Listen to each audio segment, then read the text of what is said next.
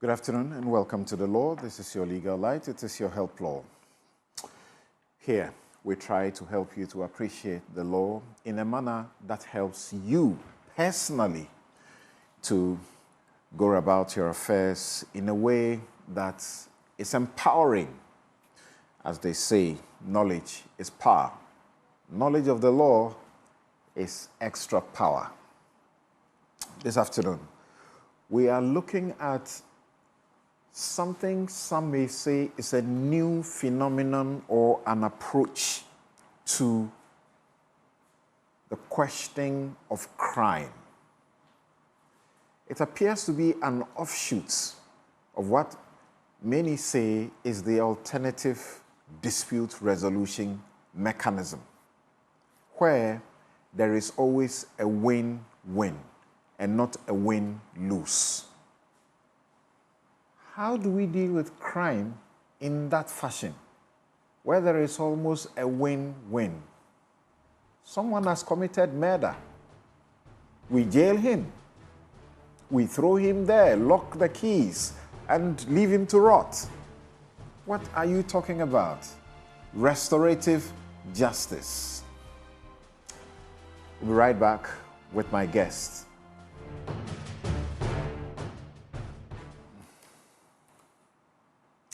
You're welcome back. This is the law. It's your legal light. It is your help law. And this afternoon, once again, we have the opportunity of helping you enjoy the law.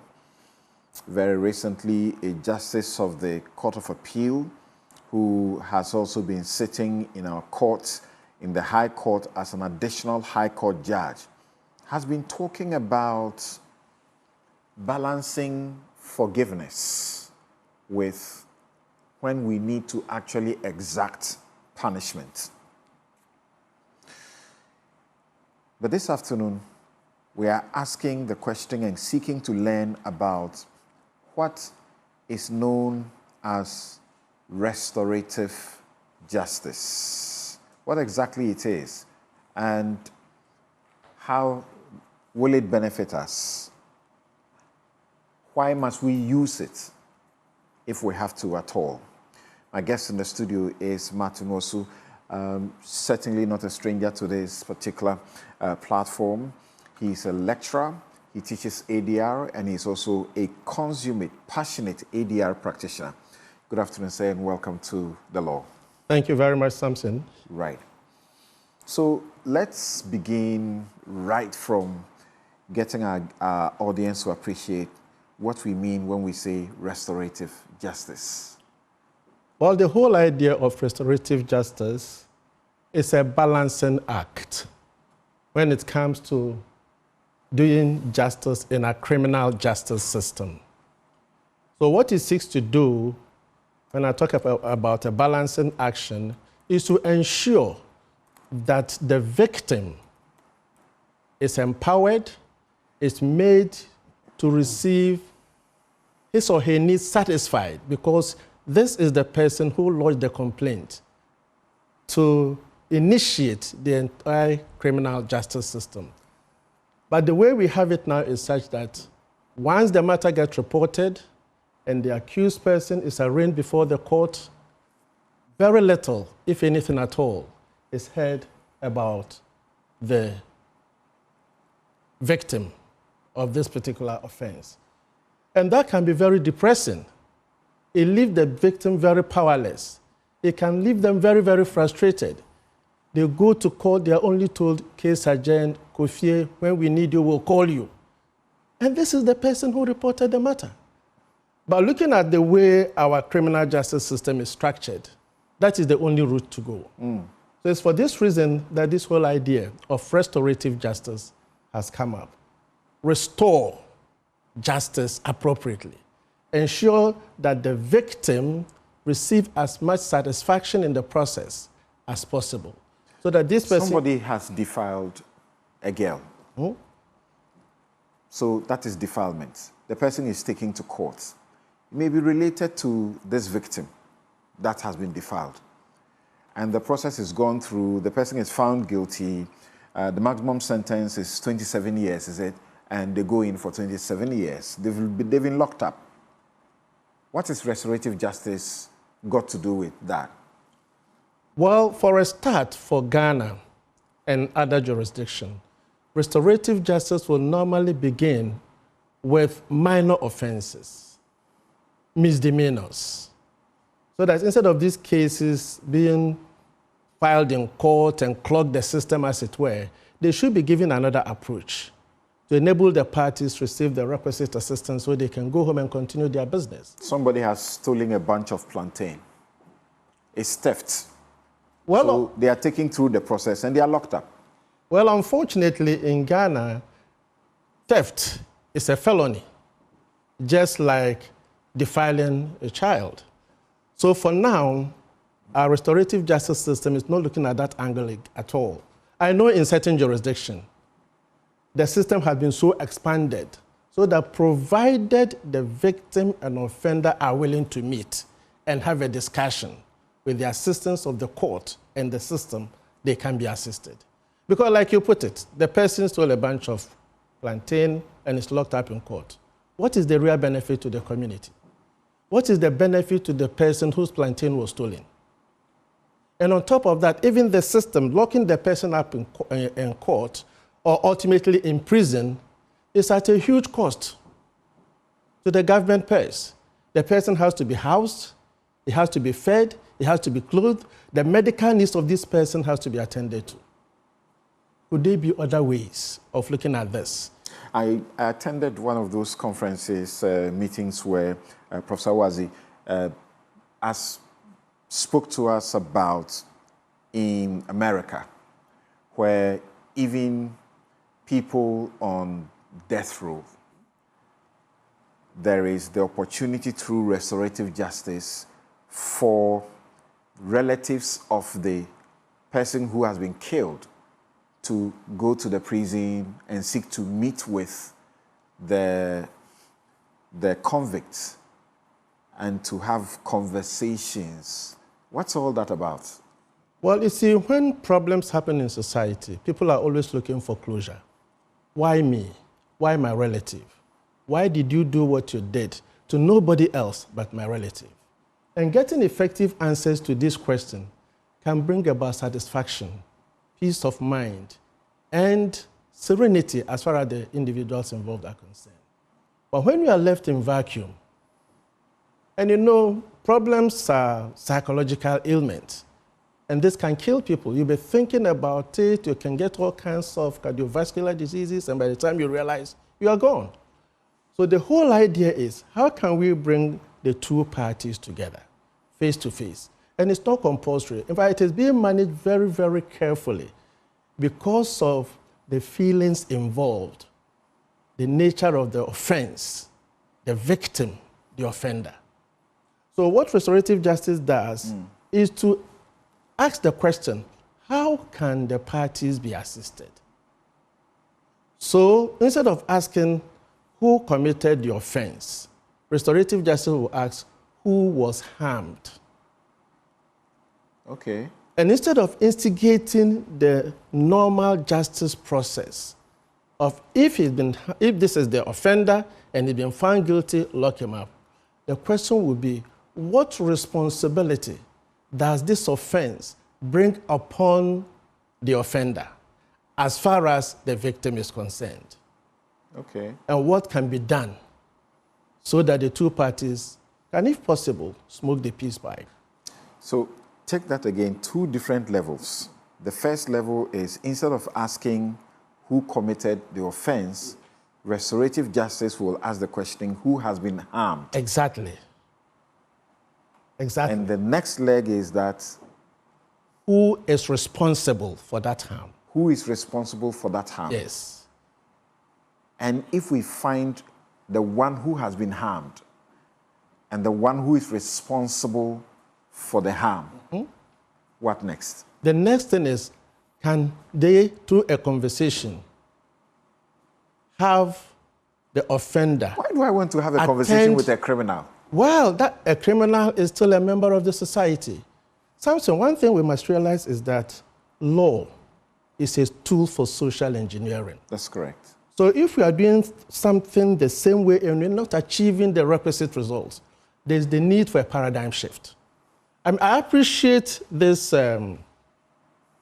overhead at Kwame Nkrumah Circle here. Okay. Many, many years ago, when I came to Accra in 1985, this wasn't there. The so-called Dubai. Yes. But now, because of population increase, it has virtually killed the huge traffic around this enclave.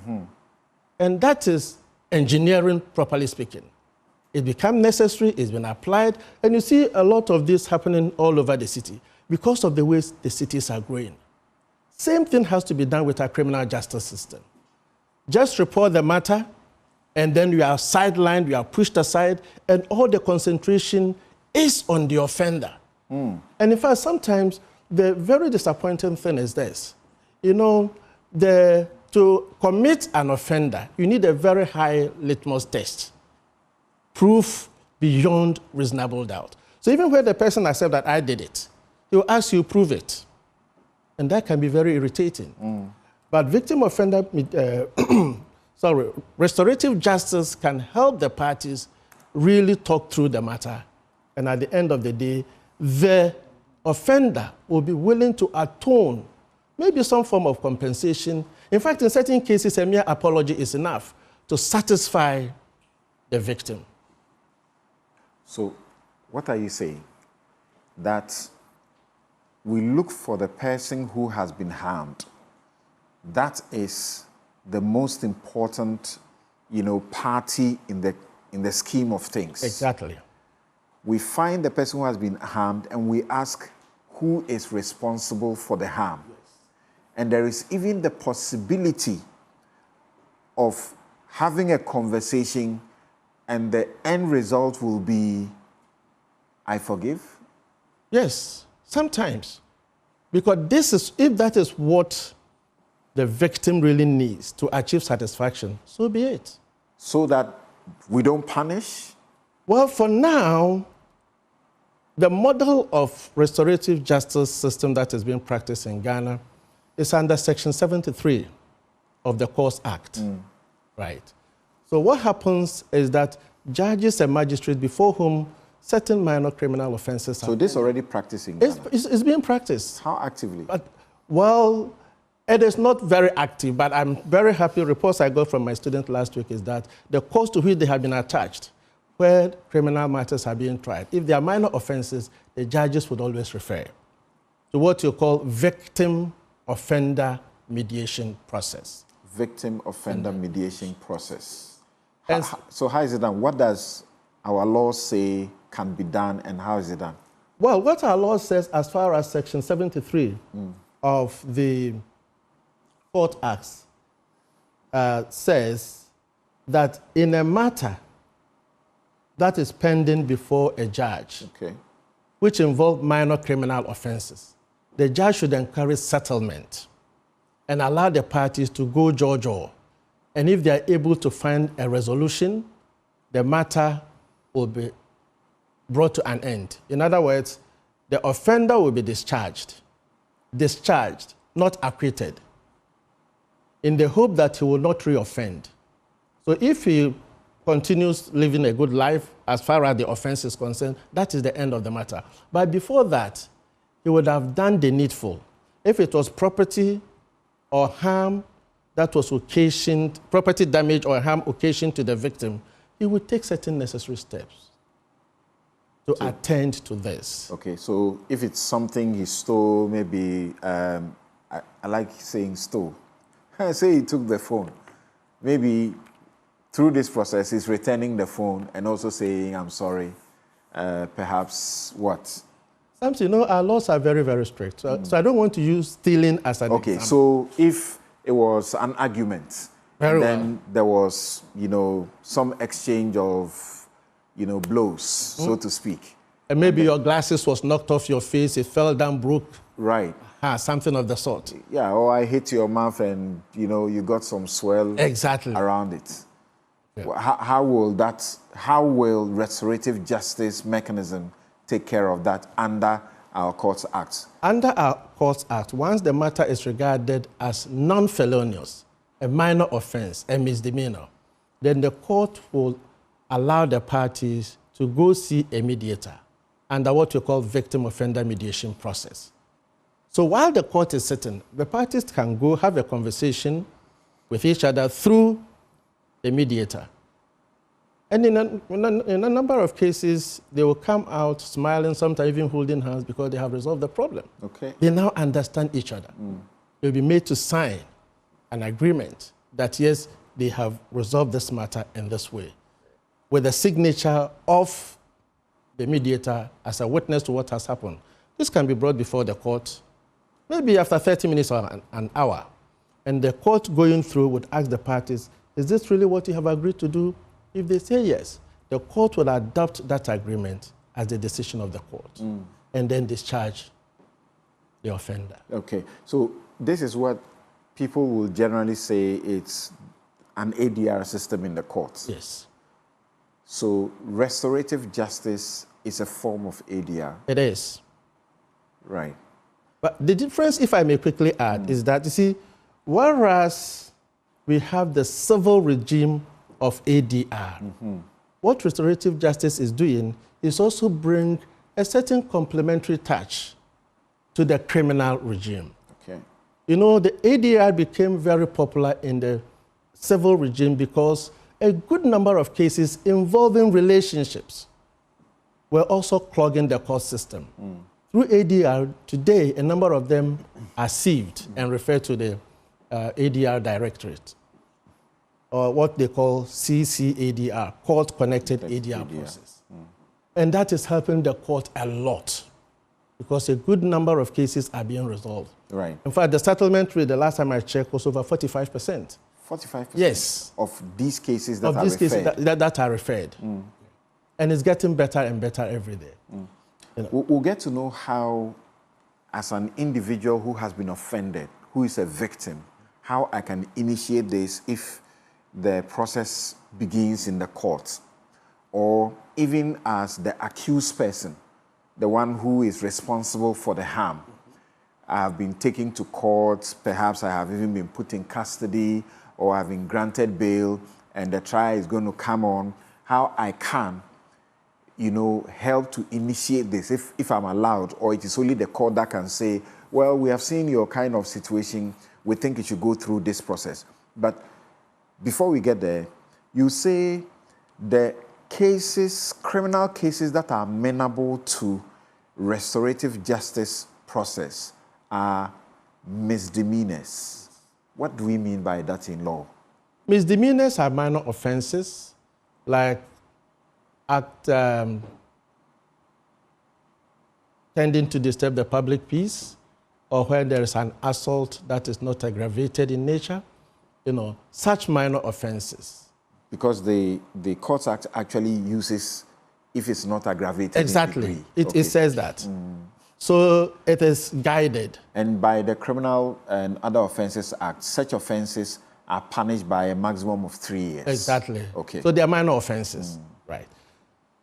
Now, your question was, how can the parties involved, the victim and or the offender, initiate this process? If they are allowed to initiate If they are allowed to. Unfortunately, by our laws as at now, it is only the judge who can make that reference. Oh, why? Because that is where we are. But fortunately, a number of private mediation setups are beginning to spring up in the system. And it is hoped that, because whether it is criminal or civil, the matter belongs to the parties. So if it's a minor offense, I don't see what will prevent a private operator under the ADR system to help the parties smoke the peace pipe. But the problem we have now is that, and I'm sure for very good reason, matters pending in court, this is the way they should be handled. You made mention of rape and other sexual offenses, especially involving children. Yes, we know that these matters are quite serious, but I can assure you that in various communities, they are settled every day. They give a human face to the problem. You did this, you impregnated the girl, okay, you are going to marry her. Or you will take care of the child so that the girl goes back to school. So you can see, even though the law will not sanction that, but it gives some kind of relief to the parties involved. But we don't even approve of communities that have a sense that endorses that kind of agreement. That is true. That somebody has raped or has defiled, and, you know, they should take care of somebody. And a girl is being asked to so marry the person. What's that? Well, the thing is, which is the better of two evils? I have read about a case somewhere in Africa where a man killed another man. Murder, pure and simple. He was supposed to go languish in jail and probably eventually be killed. But the court in that system, practicing restorative justice, what they did was this. Look, instead of killing you and depriving your family, their breadwinner, you have already deprived the other family of their breadwinner. We're going to let you work and take care of these two families. And I see a good number of positive things happening here. Because if this man is made to languish in jail, and not only, even if the person is going to be hanged or killed, it takes a number of years. It isn't immediate. And as I mentioned earlier, the feeding, the housing, medication, and everything of this particular individual is on the government or the state. Meanwhile, the dependents of the two parties will still be suffering. So why don't we have an arrangement where this person who has committed this heinous offense is made to work, sweat, even if you like, work doubly, because now he's going to take care of not just his family, but the other family as well. This is what is being done in some situations. So even though for Ghana status, and it's interesting, you know, this court act made this provision as far back as 1993, before the advent of alternative dispute resolution in this country. So you can really appreciate the wisdom of the framers of that act as far back as that time. So by now, we should have gone very far. But they say it's better late than never. So now we are being exposed to this process. You had said that the parties, it is the parties that own the situation. But this is about criminal, law. And we are made to understand that a crime is against the republic, even though you commit it against an individual, and the individual will come and make a report, a complaint, before the police take a step. Yes, I call that a legal facade. Samson, what is a crime? You and I sitting here today, by the evening, can be made a crime. So a crime is what the law states. But what is the benefit to the individuals, the affected party, and the perpetrator of the offense? And let's not forget, you see, humans are prone to making mistakes or committing errors. And it is the responsibility of the community in which they find themselves to help them narrow the confines and still be able to live and move on together. So probably when you and I were growing up, in the villages and in the community, if you commit an offense outside your home, any adult around will grab you, give you the whacking of your life, and hold your hand, take you to your parents, that this is what you have done, and they'll double it up. That was very positive. Today, we don't have that. And you can see that our societies are becoming more and more chaotic because of this loss of the communal touch of the way we live. Now, we are living more of a family, the modern white man type of life. So back to the individuals involved, the person harmed and the person who has the responsibility for the harm. they can't even show up in court and say, can you allow us the opportunity to do this, to resort to a restorative justice process, get a mediator to see if we can settle this matter, rather than just throw the offender into jail? Well, for now, as I mentioned, under the civil regime, it is possible. You can request for ADR. ADR, whether mediation or arbitration, you can make a request. And in pertinent cases, the court can also make a referral to either ADR or arbitration. But the criminal regime is a little dicey. You see, even though restorative justice is not completely happy with the way our criminal justice system works or functions, it's also very mindful of the good role our criminal justice system plays. That is why it is not in a rush to include serious offenses, yeah, like act tending to overthrow a government and stuff like that, or serious felonies, offenses, will go gradual. And I believe that as time goes on, we'll get there.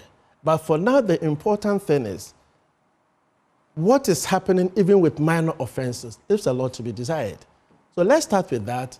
Let parties, especially the victims, have a say, have some satisfaction, so that they can feel normal and be able to go back to their various activities. But the victims would often be the ones who would have made the complaint to the law enforcement or to police. Yes. Then police will start, go and arrest somebody and put the person in court.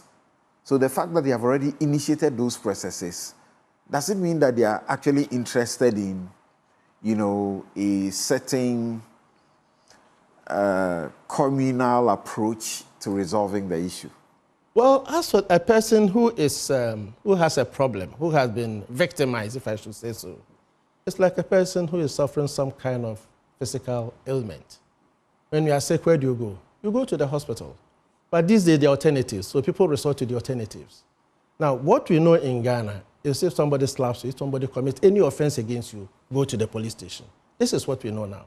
But fortunately, this new idea is coming. And I believe with education and this kind of program we are here discussing, people will begin to realize that it isn't only the police station, but we can even have a way of having the matter resolved. How? Well, how? You see,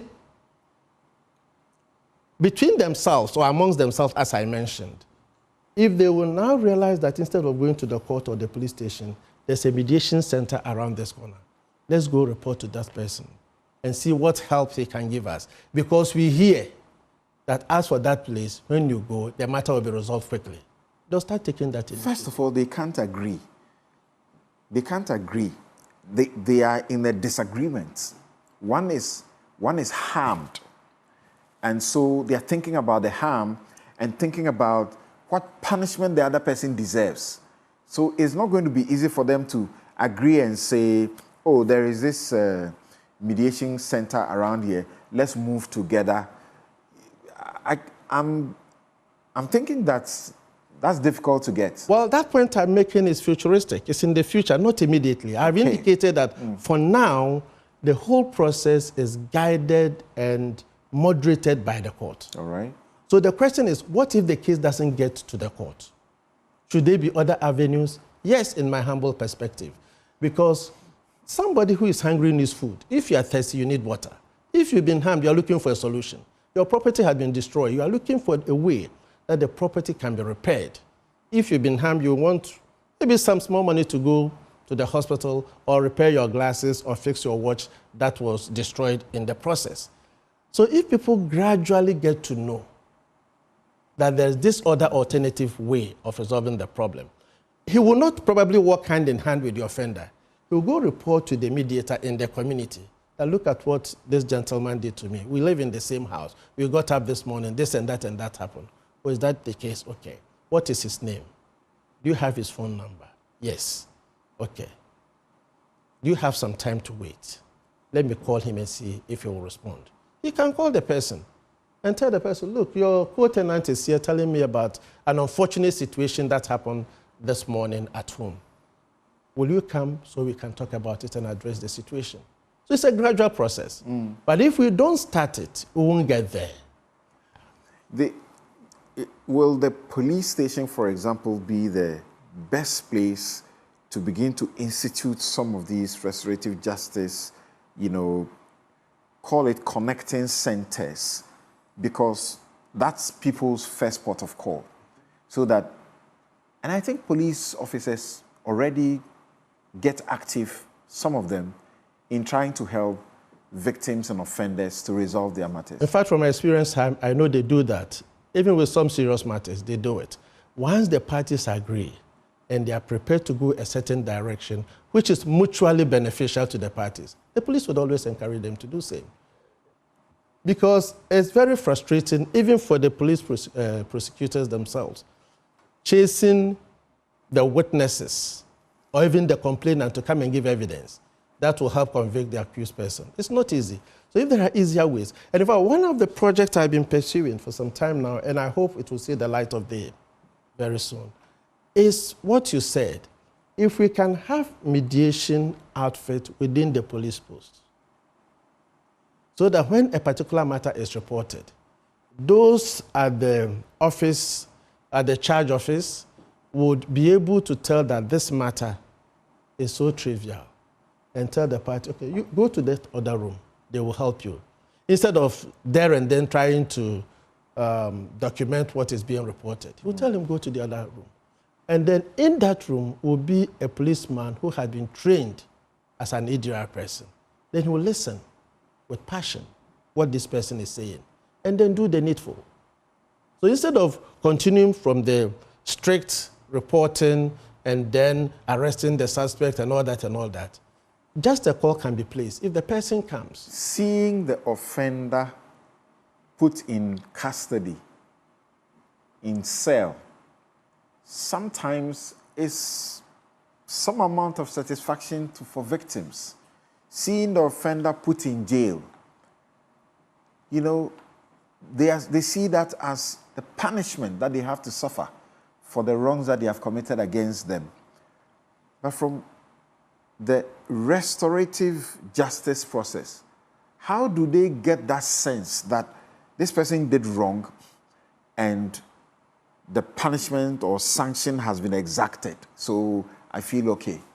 Well, that is the thinking, but that is not always the case. There have been instances where family members of a murdered person, after the murderer had been convicted and imprisoned, they start asking themselves, so is that the end?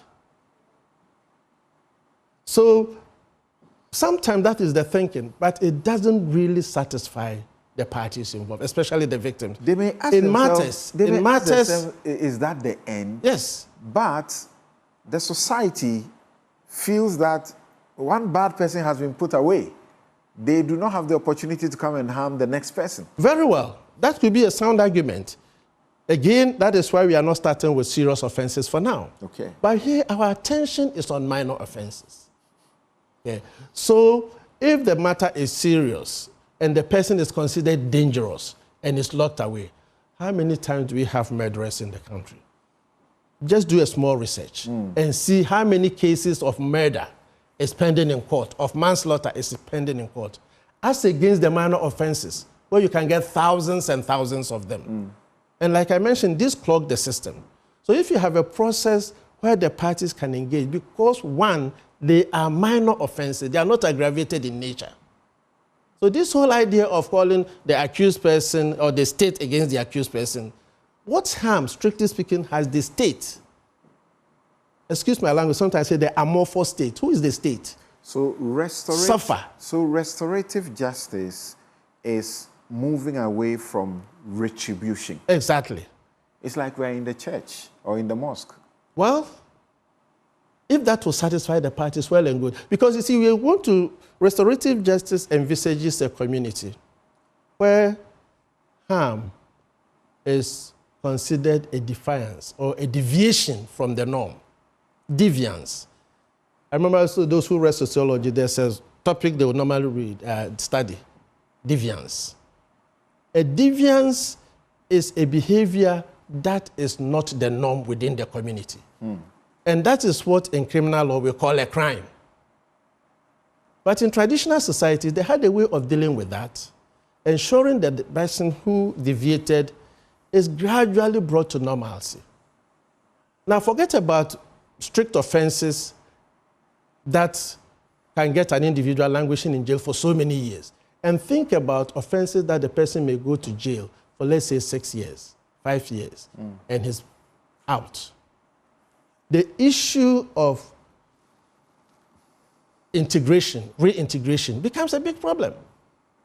Once you've seen the walls of the prison, your own family members, your friends in the community, they see you as tainted with some disease. Of course, they hear the stories about how the prison even makes a person worse rather than reform them. they go to the prisons, and the Minister for Interior had just started complaining about going there, seeing the food they eat, and how bad that is. And they are being fed on 1 cedi 80 pesos a day. And he was comparing that to school feeding, which is just one meal. Even that is 2 cedis or more. But for the prisoner, they are getting 1 cedi 80 pesos for 3 meals. And they go through they get, as it were, exposed and introduced to all sorts of, deviations, and come back even worse. So when they come back, people don't want to really associate with them. So that's the point you are making. Exactly. So that being the case, should you always be throwing them there to get worse and be unable to be received into the community? Remember, these are still part of our community members. That's right. And there should be a way of giving a human face to the way they are helped and then brought back to the community. You are still here on The Law. This is your legal light. It is your health law. And our guest, Martin Nwosu, is a lecturer in ADR. He's a very passionate ADR practitioner. And he's helping us to understand call it the new thing about criminal justice, which has a sense of forgiveness, community. And he says restorative justice is victim-centered, community-based approach for responding to crime. It focuses on the harm that was caused and what needs to happen to make things better. So, how does it help to make things better? Restorative justice approach. How does it help to make things better? In various ways. For instance, I normally use the compound house system as an example.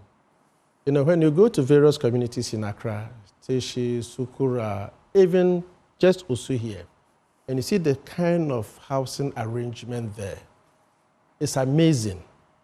Very few facilities, maybe 1 toilet, 1 bathroom, and then some small kitchen facilities for a household of about 100 people, because you may have about 10 rooms there.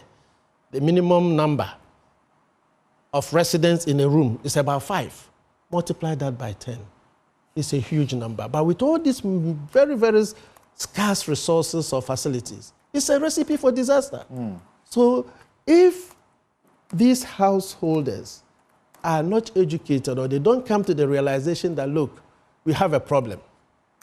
50 of us here, only 1 toilet. So if we don't arrange and manage the few resources we have, we would always be fighting. So where they have this understanding, everything is peaceful. But where they don't have it, there's always chaos.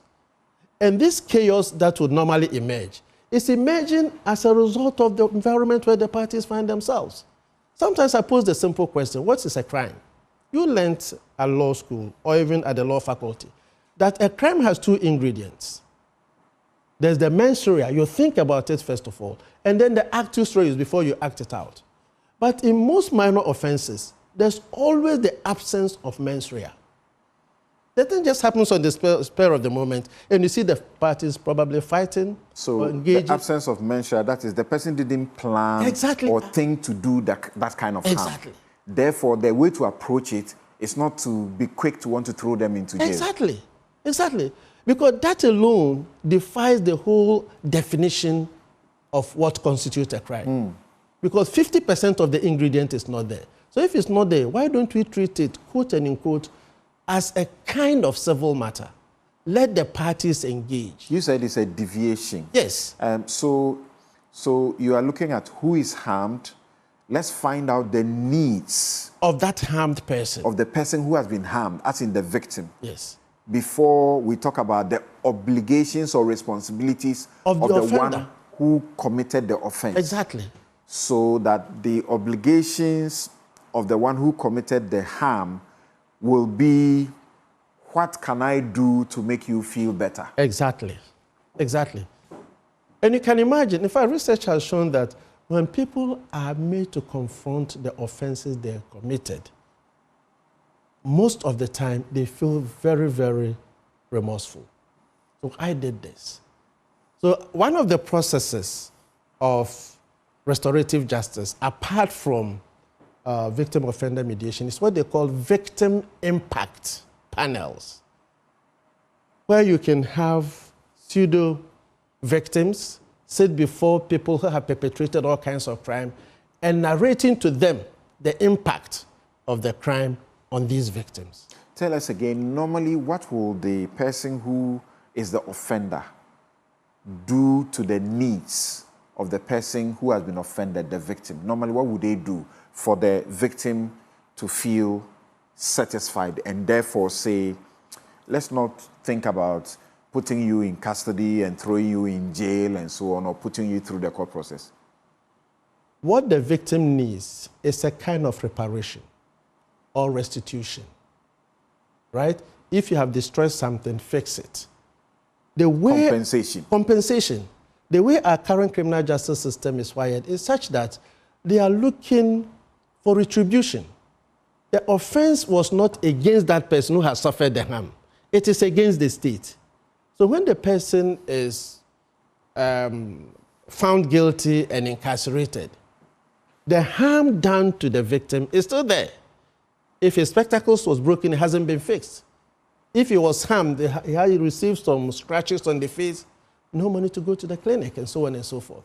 So this is what the victim is looking forward to. In fact, in their minds, when they are going to report the matter at the police station, they're going to look for a solution to these things that have occurred. But the way the criminal justice system is, the police, the court will not look that direction at all. They say, you've reported the matter, thank you. Now, this man, why did you do this? You've done it against the state, and the state is going to deal with you. Go to jail. It doesn't help. Even if it's a fine, you pay the fine to the state. You don't pay it to the complainant. No. If they lost something, okay.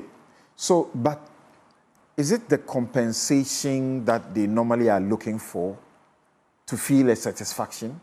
Like I mentioned, it depends on the harm that has occurred or that has been perpetrated on the victim. Sometimes what the victim needs is an acknowledgement that I didn't do well. I'm so sorry. And that's enough. Okay. Remorse, so that an acknowledgement. Yes. Remorse. Remorse. And apology. Yes, being expressed, legitimately. Sincerely. Sincerely, in good faith. So the victim our phone lines have been activated. You can call us if you have a question to ask Martin, or you have some suggestion to make. Please go ahead. Right. So just that can satisfy the parties, or the victim in particular, and that could be the end. In fact, there could even be instances where the party will now say, okay, all right, I'll go and fix my own lenses. Because I understand where you are coming from. Exactly. Okay. Now, you mentioned that you were showing some scenes of the prison, and I want to use the opportunity to make a comment. We visited the prison sometime last year, and it was very sad what is happening there. So an issue of restorative justice is pending or hovering at the prisons. Now you can see the number, huge numbers of people. The prison was built to accommodate less than 2,000 people. It's accommodating over 8,000. And about half of them are remand prisoners. What injustice? Injustice in the sense that remand prisoners are prisoners whose cases have not been fully tried. It's possible that if those matters are fully tried, they might be set free. That's right. So for all the period they are remanded, who pays for it? And then some of them, too, if they should even be found guilty, the time they will spend in jail will be less than the time they end up spending as convicts. Not as convicts. On remand. On remand. And you can imagine how serious that is. The Constitution provides for compensation for that, except it's hardly... in fact, in some jurisdiction, you could make very good money as compensation when you have been treated in this way. But this is our country, Ghana. You talked about the feeding ration. Right. Less than 2 cedis. So where are you going to get the compensation? Interesting. So we are having a conversation about restorative justice. Restorative justice as against retributive justice. And is becoming sort of the new thing that is being encouraged, and particularly through our court system, where minor offenses, not felonies, what you call misdemeanors. Misdemeanors are the small offenses that in the end, the law says you should go to jail for a maximum of 3 years. Sometimes they could ask you to go to jail for a couple of weeks, a couple of months, or a year or two, and not exactly the 3 years. Right. So, Marshall, where are you calling us from? Say that again. Kumasi. You're calling from Kumasi. Okay, Marshall, let's hear you. Great. I am enjoying the discussion, and I really can associate myself with the position advanced by Martin. Most of the minor offenses, as he put it, people don't even intend to commit them in the first place. So the mens rea is absent.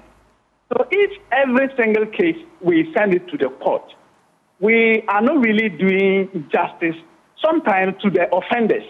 And so I think we should be adopting the ADR more, as Martin is saying. And sometimes what people want to do when they are offended is that the person admits that, yes, they have really offended in the first place, ask for forgiveness. And when we use the ADR system, the offender and the person who, the offended and the offender would have the issues resolved, and then there will not be any feeling of revenge or whatsoever. Okay. But usually the court system, I think the court system, we should have a second look at it. It doesn't help. It helps, but not all the cases, something.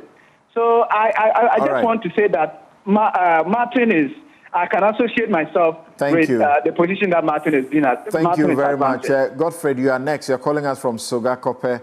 But some people will say, but this thing, are you not going to encourage people to do wrong?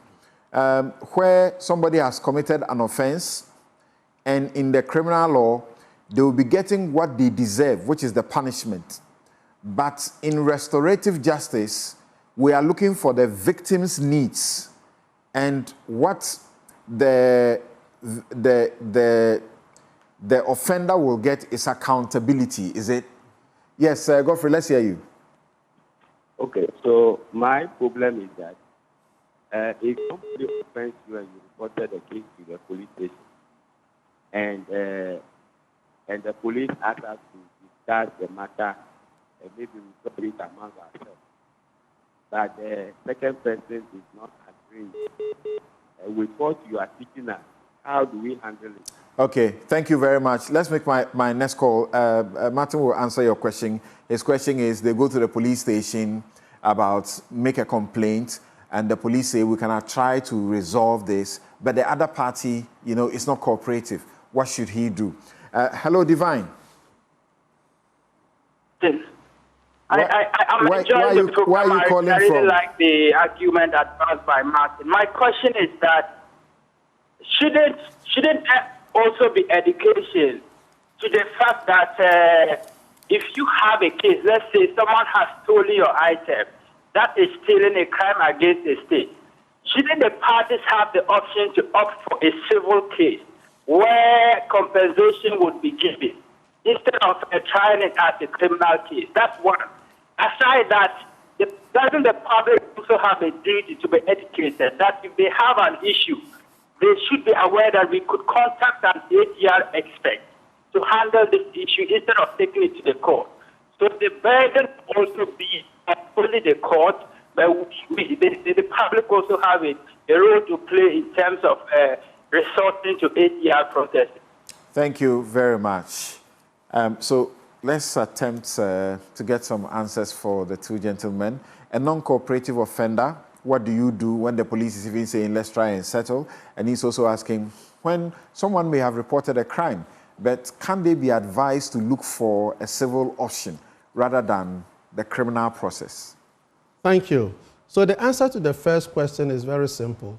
If the party is not prepared to go through the process, the matter has already been reported to the police. So the police wing that was trying to help them will just refer the matter back to the prosecutorial wing so that they can continue with the investigation.